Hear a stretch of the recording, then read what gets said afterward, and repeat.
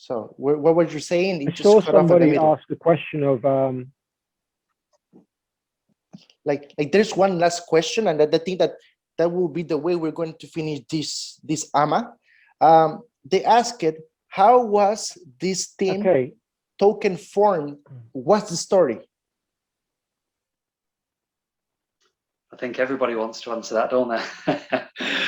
I think we've got the greatest story of how this team was formed. Reese, now, don't forget to mention that I've called the fucking ambulance for the team. Yeah, that's very, very true. That's very true. So, and because of you guys, I didn't went to the hospital after coming with the idea. So yeah, check this out, guys. So it started. There was a coin called Red Moon, for you guys that know. There was a developer in the Red Moon for Red Moon Finance, and Dino was one of the first investors, and the developer asked him to be an admin in the chat, and it looked like a good project on paper. And Dino shared it with me and said, "Do you want to get invested in this? I'll try and make you an admin so you can spread brand awareness."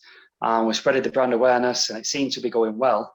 And after we paid for the audit, the auditors posted out a tweet, and it said something along the lines of, "We've asked the developer to either burn his coins," or they found a wallet which had a huge amount of tokens in it, and he refused to lock it. He deleted his account, and they put a tweet out saying he's deleted his account, prepare for a rug pull.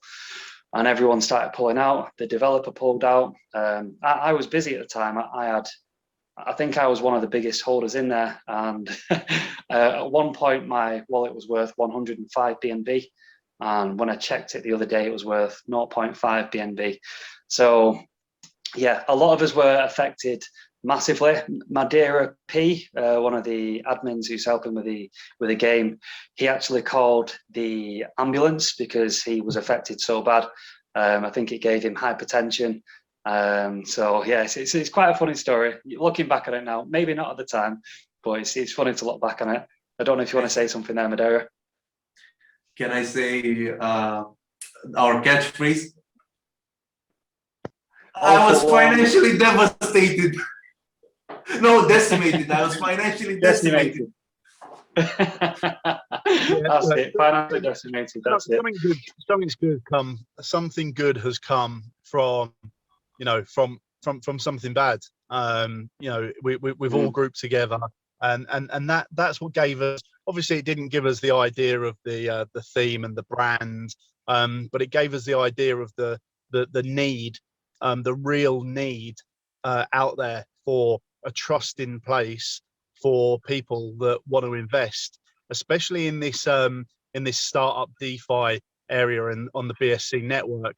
I mean, I'm not as familiar with the over on the Ethereum side, but especially on the BSC network, everybody's calling out, for this trusted kind of community where people kind of looking out for each other.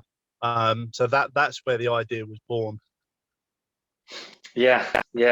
So I do remember after all of that happened in the chat, I can't remember who said the sentence, but it was just something like, "Why don't we just make our own rug-proof coin?"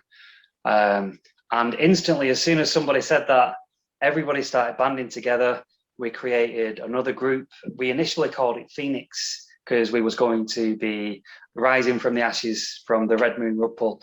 So yeah, we created this new group.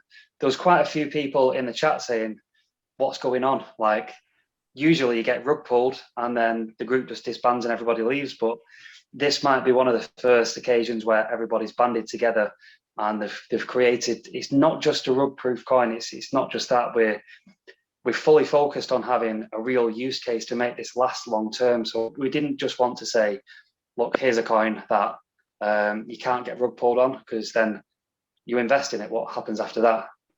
Do people just keep investing? That's not useless. So we banded together and decided to think of a real world use case for eventually leading the world in blockchain advertising. That's something that we really want to be doing, partnering up with all the big brand names out there and getting ourselves known, and helping vet other coins to ensure they are not just in terms of doing an audit, but just after an audit's been complete, we can liaise with the people who develop the coins and ensure it's something that we fully believe in. Because at the end of the day, we aren't just one. It's not just one developer behind a coin. Like there's so many of us. There's so many brains working together, and it's not just going to be one person saying, "I found this coin. I think this is good." It's going to be somebody sharing this in the admin group and saying, "Everybody, look at this coin. This is why I think it's good." And everybody's going to have to work together and try and fully endorse that coin. So sorry, I've sort of gone onto a different tangent there, because the original question is how you banded together. But I hope that's added a little bit more information. And if you've got any more questions, feel free to. While we're on that point, let's just point out a few things about our own token, just while we're on video, because a lot of guys will want to play this back and watch it in their own time.